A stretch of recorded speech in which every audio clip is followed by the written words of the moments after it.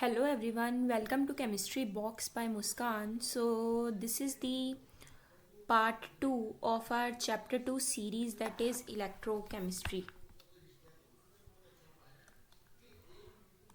And in the last video we have done introduction, electrochemistry basics, oxidation reduction, electrochemical cell, Daniell cell.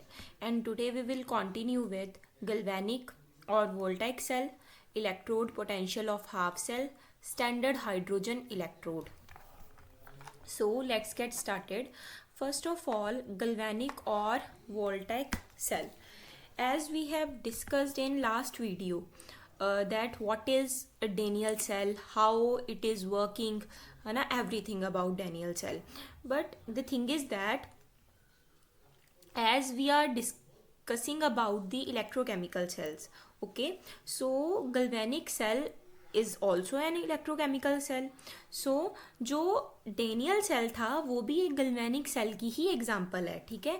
जो ये गल्वेनिक और voltaic cell है ना, इनका नाम ये क्यों पड़ा, ये किसी साइंटिस्ट के नेम से इनका नाम गल्वेनिक और वोल्टाइक पड़ा है, ठीक है। तो जैसे गल्वेनिक सेल है, जो हमने डेनियल सेल पढ़ा था वो भी इसी की एग्जांपल है गल्वेनिक सेल की, ठीक है। डेनियल सेल में हमने दो इलेक्ट्रोड्स को यूज़ किया था, कॉपर और जिंक को, ठीक है। ऐसे ही हम अलग अलग कॉम्बिनेशंस लेके अलग अलग तरह के सेल कंस्ट्रक्ट कर सकते हैं, ठीक है। सो अब हम पढ़ने जा रहे हैं गल्वेनिक सेल के बारे में। सो फर्स्ट ऑफ ऑल मैं इसमें कुछ टर्म्स इंट्रोड्यूस करने जा रही हूँ। So our first term is redox couples, ठीक है। सो रिडॉक्स रिएक्शंस क्या होती हैं, जिनमें रिडक्शन भी हो और ऑक्सीडेशन भी हो, ठीक है। सो मेरे पास जैसे ये रिएक्शन है जो हमने डेनियल सेल में पढ़ी थी, जिंक प्लस कॉपर 2 पॉजिटिव, फिर Zn2 पॉजिटिव प्लस कॉपर, ठीक है। सो इस केस में क्या हुआ था कि जिंक ने अपने 2 इलेक्ट्रॉन छोड़े थे और वो जिंक 2 पॉजिटिव में कन्वर्ट हो गया था, एंड कॉपर ने वो इलेक्ट्रॉन्स को गेन किया और वो कॉपर में चेंज हो गया, ठीक है। सो ये थी मेरी रिडॉक्स रिएक्शन, ठीक है। पर ये रिडॉक्स रिएक्शन बनती कैसे है, इसमें क्या होती हैं, 2 हाफ रिएक्शंस होती हैं, ठीक है। जैसे अब मैं इसको बोलूँगी ये एक हाफ सेल है और इधर से ये जिंक वाला एक हाफ सेल है, ठीक है। और इन दोनों को कंबाइन करके हमारे पास एक कपल बन जाता है और हम पूरा का पूरा सेल कंस्ट्रक्ट करवा देते हैं, ठीक है। सो जो 2 हाफ रिएक्शंस इसमें हो रही हैं वो क्या है, वो ये है कि पहले कॉपर की बात करते हैं। कॉपर के पास क्या थे, 2 इलेक्ट्रॉन की कमी थी, उसने क्या किया, 2 इलेक्ट्रॉन को गेन किया और कॉपर में चेंज हो गया, ठीक है। यहाँ पे गेनिंग ऑफ इलेक्ट्रॉन हो रही है, तो इसे हम कहेंगे रिडक्शन। तो जो रिडक्शन है ये होती है कैथोड इलेक्ट्रोड पे, ठीक है। जो सेकंड हमारे पास रिएक्शन हो रही है वो ये है कि जिंक में मैंने पिछले वीडियो में भी बताया था कि जिंक अमीर है, उसके पास बहुत सारे इलेक्ट्रॉन्स है, वो इलेक्ट्रॉन्स क्या करेगा, छोड़ेगा, छोड़ के वो Zn2 पॉजिटिव में कन्वर्ट हो जाएगा और 2 इलेक्ट्रॉन वो छोड़ देगा। ये क्या हो रहा है, लॉस हो रहा है इलेक्ट्रॉन्स का, तो ये है ऑक्सीडेशन। तो ऑक्सीडेशन हमारी हो रही है एनोड के केस में, ठीक है। तो इन दोनों को जब हम कपल की फॉर्म में लिखेंगे तो वो बन जाएगा हमारे पास रिडॉक्स कपल, ठीक है। तो ये था कि क्या है रिडॉक्स कपल, क्या है, ठीक है। सो ये मैंने बता दिया अब आपको। अब नेक्स्ट टर्म जो है वो है स्टैंडर्ड इलेक्ट्रोड पोटेंशियल। ये टर्म आगे बहुत यूज़ होने वाली है, ठीक है। पर उससे पहले हमें ये पता होना चाहिए कि ये जो इलेक्ट्रोड पोटेंशियल है ये होता क्या है। अब आप चलो उस डेनियल सेल पे, ठीक है। डेनियल सेल के केस में क्या था कि जो कॉपर था मेरे पास वो था कैथोड इलेक्ट्रोड, ठीक है। तो जैसे मान लो मैं ये कुछ फिगर्स ही ऐसे ही ड्रॉ करती हूँ। कॉपर इलेक्ट्रोड है, मैंने कॉपर इलेक्ट्रोड को CuSO4 इलेक्ट्रोलाइट में डिसॉल्व किया था, ये थी इलेक्ट्रोलाइट,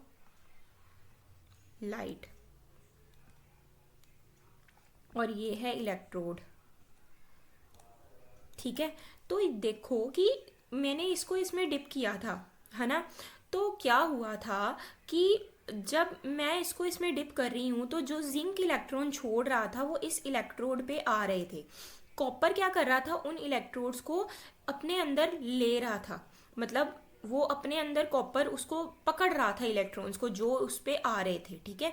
तो वो कॉपर जब उसको पकड़ रहा था तो ऐसे में तो इलेक्ट्रोड की यहाँ पे इलेक्ट्रॉन्स, मतलब वो नेगेटिव चार्ज को अपने अंदर ले रहा है, तो वो इलेक्ट्रोड को क्या कर रहा है, पॉजिटिव कर रहा है। तो जो कैथोड है वो क्या हो जाएगा, has positive potential with respect to solution, उसका पोटेंशियल क्या हो गया, positive with respect to solution. तो एनोड के केस में क्या था कि जैसे ये जिंक थी उसको मैंने ZnSO4 में इलेक्ट्रोलाइट में डिप किया था, ठीक है। तो इस केस में जिंक इलेक्ट्रॉन्स को छोड़ रहा था, इलेक्ट्रॉन्स को छोड़ के, है ना, मतलब वो इलेक्ट्रॉन्स को छोड़ रहा था। तो वो क्या हो जाएगा, एनोड हैज़ नेगेटिव, मतलब छोड़ के इस इलेक्ट्रोड पे वो इलेक्ट्रॉन्स आ रहे थे, ठीक है। तो फिर उसका जो इलेक्ट्रोड पोटेंशियल है वो नेगेटिव हो गया with respect to the solution, ठीक है। तो ऐसे कैथोड जो है उसका पोटेंशियल क्या होता है, पॉजिटिव, और एनोड का जो इलेक्ट्रोड पोटेंशियल है वो क्या होता है, negative with respect to the solution. अब ये तो बात होगी कि इलेक्ट्रोड पोटेंशियल क्या है। इलेक्ट्रोड पोटेंशियल है potential difference developed between the electrode and the electrolyte, मतलब जो इलेक्ट्रोड और इलेक्ट्रोलाइट के बीच में कोई पोटेंशियल डिफरेंस हो रहा है उसे हम कहते हैं उसका इलेक्ट्रोड पोटेंशियल। सो लेकिन what is standard electrode potential, so standard electrode, standardize करना, वो तो आपने सुना है कि स्टैंडर्डाइज के केस में क्या होना चाहिए, टेम्परेचर 298 केल्विन रहना चाहिए, प्रेशर 1 एटमॉस्फेरिक होना चाहिए, 1 मोलर सोल्यूशन होना चाहिए, मतलब सारा कुछ यूनिटी में ही है, ठीक है। तो electrode potential when the concentration of all the species involved in a half cell is unity, उस केस में हम उसे कहेंगे स्टैंडर्ड इलेक्ट्रोड पोटेंशियल, ठीक है। अब इसको मैं थोड़ा कर देती हूँ इरेज। तो देखो, अब ये दो तरह का होगा, standard oxidation potential and standard reduction potential. ये चीज़ें आपको रट्टा लगाने की ज़रूरत नहीं है। जो स्टैंडर्ड ऑक्सीडेशन पोटेंशियल है ना, वो हम ऐसे लिख सकते हैं, मतलब ऐसे लिख सकते हैं। एक बात पहले याद रखनी है कि हम इलेक्ट्रोड पोटेंशियल को रिप्रेजेंट करते हैं कैपिटल ई से, लेकिन जो स्टैंडर्ड इलेक्ट्रोड पोटेंशियल है उसे हम रिप्रेजेंट करते हैं ई नॉट से, नॉट लग जाता है उसके ऊपर, ठीक है। तो स्टैंडर्ड जो ऑक्सीडेशन पोटेंशियल है ना उसके केस में क्या होता है, E naught M M N positive ऐसे लिखते हैं, लेकिन जो रिडक्शन वाला है उसे हम ऐसे लिखते हैं,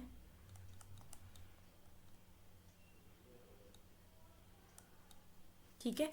मतलब इस केस में, ऑक्सीडेशन के केस में क्या होता है कि जो ये था M, इसने इलेक्ट्रॉन्स को छोड़ा और वो N पॉजिटिव में कन्वर्ट हो गया, जैसे जिंक के केस में हुआ था। मतलब ये ऑक्सीडेशन हो रही है, ऑक्सीडेशन मतलब वो इलेक्ट्रॉन्स का लॉस हो रहा है, ठीक है। तो मतलब ऐसे उसको रिप्रेजेंट करेंगे कि पहले M था, उसने N प्लस इलेक्ट्रॉन्स छोड़ दिए तो वो M N पॉजिटिव में चेंज हो गया, लेकिन रिडक्शन में वो इलेक्ट्रॉन्स को गेन कर रहा है, मतलब जो M N पॉजिटिव हैं उसके पास इलेक्ट्रॉन्स आ रहे हैं और वो M में चेंज हो रहा है, ठीक है। तो ये था हमारे पास स्टैंडर्ड इलेक्ट्रोड पोटेंशियल्स। अब हमने यहाँ पे standard oxidation potential, standard reduction potential दोनों को ही अच्छे से डिस्कस कर लिया है, ठीक है। तो अब हम चलते हैं अपनी नेक्स्ट टर्म की तरफ। तो हमारी जो नेक्स्ट टर्म है वो है सेल पोटेंशियल और सेल इलेक्ट्रोमोटिव फोर्स, ठीक है। तो हमने वो तो पढ़ लिया कि इलेक्ट्रोड पोटेंशियल क्या होता है। इलेक्ट्रोड पोटेंशियल होता है potential difference between the electrode and electrolyte. पर जो सेल पोटेंशियल है ना वो होता है potential difference between the two electrodes of a galvanic cell. So इस केस में क्या है कि जैसे मान लो हमारे पास दो इलेक्ट्रोड्स होते हैं, कैथोड और एनोड। इन दोनों के बीच का जो डिफरेंस होता है ना, दोनों इलेक्ट्रोड्स के बीच का डिफरेंस, उसे हम कहते हैं सेल पोटेंशियल। तो इसको हम वोल्ट्स में मेजर करते हैं, तो इसको रिप्रेजेंट करते हैं हम ई सेल से, ठीक है। सो इसको दूसरा नाम भी है, इसको हम कहते हैं इलेक्ट्रोमोटिव फोर्स EMF, जब when no current is drawn through the cell. तो ये थी हमारा ई सेल निकालना। ई सेल हम निकालेंगे ई कैथोड माइनस ई एनोड से। ये फॉर्मूला होता है बेसिकली ई सेल निकालने का। E cell equal to E cathode minus E anode. पर एक बात ये अपने माइंड में रखनी है कि जब भी मैं ई सेल की बात करूँगी उसमें मेरे को इनका रिडक्शन पोटेंशियल ही कंसीडर करना है, ऑक्सीडेशन पोटेंशियल को नहीं कंसीडर करना, ठीक है।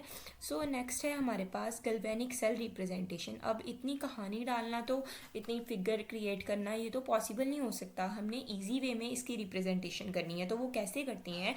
ए galvanic cell is generally represented by putting a vertical line between metal and electrolyte solution and putting a double vertical line between the two electrolytes connected by a salt bridge।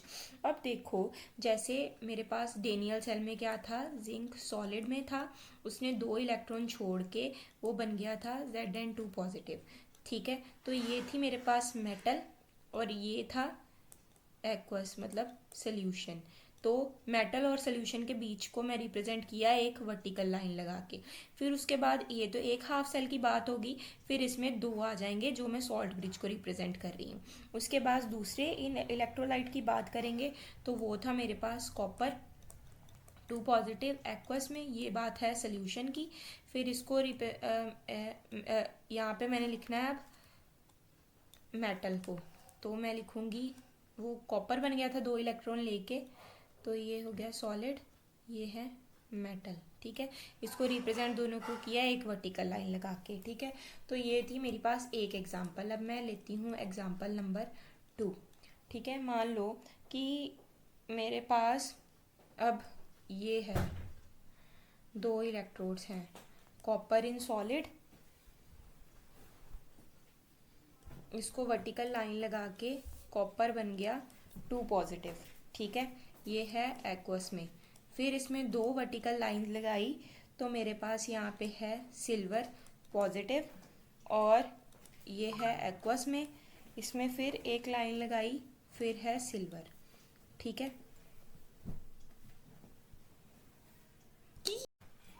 तो ये मेरे पास एक cell की representation है। तो इस representation से मुझे क्या पता चल रहा है कि मेरे पास 2 इलेक्ट्रोड्स हैं इस केस में। एक तो है कॉपर इलेक्ट्रोड, एक है सिल्वर इलेक्ट्रोड, ठीक है। ये मेरे को इस रिप्रेजेंटेशन से पता चला।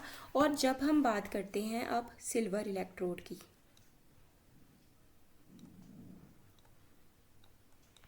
ठीक है, तो इस केस में क्या हो रहा है कि मेरे पास था Ag पॉजिटिव, ठीक है। तो Ag पॉजिटिव क्या कर रहा है, इलेक्ट्रॉन लेके वो Ag में चेंज हो रहा है, ठीक है। ये मेरे पास क्या हो रही है, गेन हो रहा है। तो ये गेन क्या हो रहा है, रिडक्शन, ठीक है। तो रिडक्शन किस पे होती है, कैथोड पे, ठीक है। तो दूसरी मेरे पास इलेक्ट्रोड है वो है कॉपर, ठीक है। तो ये है कॉपर जो 2 इलेक्ट्रॉन छोड़ के कॉपर 2 पॉजिटिव में चेंज हो रही है, ये लॉस हो रहा है इलेक्ट्रॉन्स का, तो ये है ऑक्सीडेशन, ठीक है।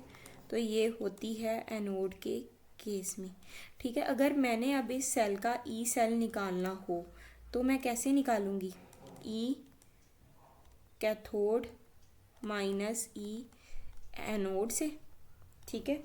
तो कैथोड हमारे पास इधर क्या है, सिल्वर वाली इलेक्ट्रोड, और एनोड क्या है, कॉपर वाली इलेक्ट्रोड। पर इतनी बात याद रखनी है कि अगर मैं ई कैथोड भी ले रही हूँ ना तो मुझे उसका रिडक्शन पोटेंशियल लेना है कैथोड का, ठीक है।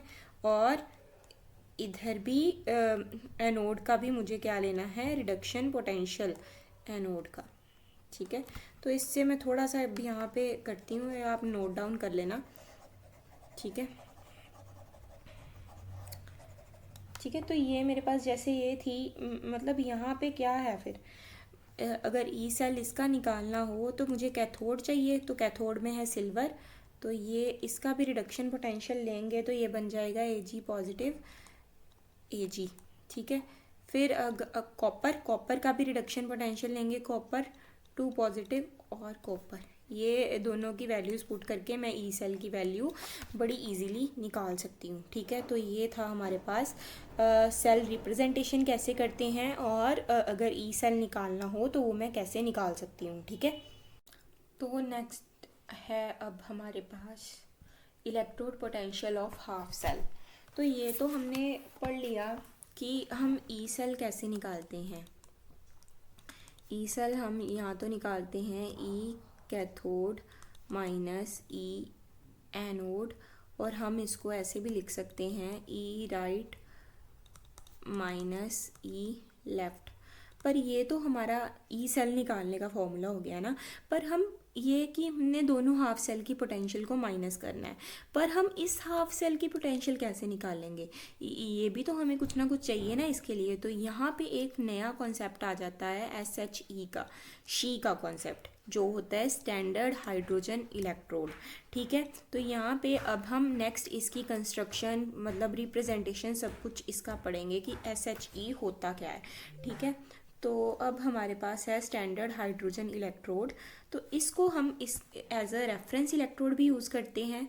फिर इसकी ये बात है कि it can behave like cathode half cell as well as anode half cell, दोनों की तरह ही ये हो सकता है। जैसे अगर हम कैथोड की बात करें, कैथोड में क्या होती है, रिडक्शन मतलब गेन ऑफ इलेक्ट्रॉन्स। तो इसमें ये ऐसे बिहेव करता है कि यहाँ पे जो H पॉजिटिव है ये इलेक्ट्रॉन गेन करके हमें H2 में कन्वर्ट हो रहा है।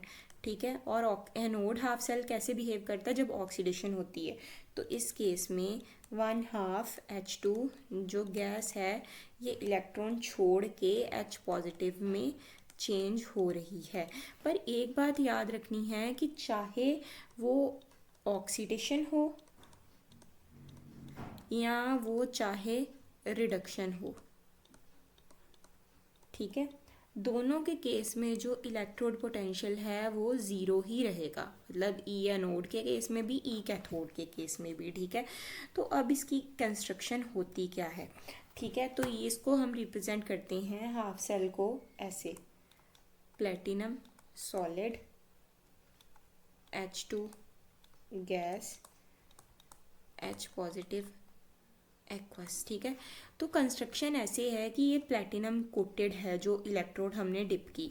तो यहाँ पे एक स्लिट छोड़ देते हैं जहाँ से हम H2 को इसके अंदर डालते हैं। ठीक है, तो जब H2 इसके अंदर जाती है तो वो H पॉजिटिव बन के यहाँ से जितनी इसको चाहिए होती है वो तो ले लेता है, लेकिन बाकी H पॉजिटिव की फॉर्म में वो बाहर आनी शुरू हो जाती है। ठीक है, तो इसमें दोनों ही हो रहे हैं, एक तो हाइड्रोजन गैस आ रही है H2, फिर वो H पॉजिटिव में चेंज हुई जा रही है। ठीक है, तो मतलब एक पोजीशन पे आके ये इक्विलिब्रियम सेट हो जाता है। ठीक है, ऐसे मतलब जहाँ पे ऑक्सीडेशन और रिडक्शन दोनों ही हो रही हैं। इस कारण ही हम इसे बोला ना कि एज अ एनोड और एज ए कैथोड दोनों ही यूज़ कर सकते हैं। ठीक है, तो ये थी कि इसकी कंस्ट्रक्शन की होती कैसे है। अब मान लो कि हमने इलेक्ट्रोड पोटेंशियल निकालनी है कॉपर की यूज़ करके इसको स्टैंडर्ड हाइड्रोजन इलेक्ट्रोड को। पहले तो हम एज्यूम करेंगे कि जो स्टैंडर्ड हाइड्रोजन इलेक्ट्रोड है उसे मैं ले रही हूँ एनोड। ठीक है, और जो कॉपर इलेक्ट्रोड है उसे मैं ले रही हूँ कैथोड। ठीक है, तो इसको पहले हम रिप्रेजेंट करते हैं। तो ये ऐसे होगी, जो पहले उसकी रिप्रेजेंटेशन को लिखना है, H2 gas, H positive aqueous, फिर डबल लाइंस कॉपर 2 पॉजिटिव और कॉपर। ठीक है, तो ये हमने जब ई नॉट सेल की वैल्यू निकालनी है वो हो जाएगी ई कैथोड माइनस ई एनोड। ठीक है, तो अब कैथोड इधर क्या है, कॉपर वाला, जिसकी हमें हाफ पोटेंशियल नहीं पता, तो उसको हम ऐसे ही लिख देंगे एज इट इज़। एनोड कौन सा है, स्टैंडर्ड हाइड्रोजन इलेक्ट्रोड, उसका मुझे पता है कि उसकी इलेक्ट्रोड पोटेंशियल हमेशा ज़ीरो ही रहेगा। तो ई नॉट सेल वो हमें यहाँ से इस वोल्ट मीटर से पता चल जाएगा, जो कि इस केस में है 0.34। तो अब मैं ई कैथोड निकाल सकती हूँ। तो इनको करके इक्वेशन सॉल्व, मेरे पास आ जाएगी 0.34 वोल्ट। मतलब अब कैथोड का रिडक्शन पोटेंशियल है जो कि पॉजिटिव में आ रहा है। इसका मतलब ये मेरा सही है, मतलब मैंने सही अज्यूम किया था, कॉपर मेरा कैथोड ही है इस केस में, ठीक है। तो ऐसे मैंने इलेक्ट्रोड पोटेंशियल निकाल लिया SHE को यूज़ करके कॉपर का, ठीक है। तो अगर मान लो ये माइनस में आता तो मुझे पता चल जाता कि यहाँ पे कोई गड़बड़ है, कि कैथोड की पोटेंशियल माइनस में नहीं होगी, ठीक है। तो आज हमने पूरा ये पढ़ लिया कि कैसे गल्वेनिक और वोल्टाइक सेल कैसे होते हैं, क्या कंस्ट्रक्शन है, SHE कैसा है, ठीक है। सो आई होप कि आपको ये सब अच्छे से समझ आ गया होगा। And please like, share, subscribe to Chemistry Box and also hit the bell icon. See you in the next class. Bye bye.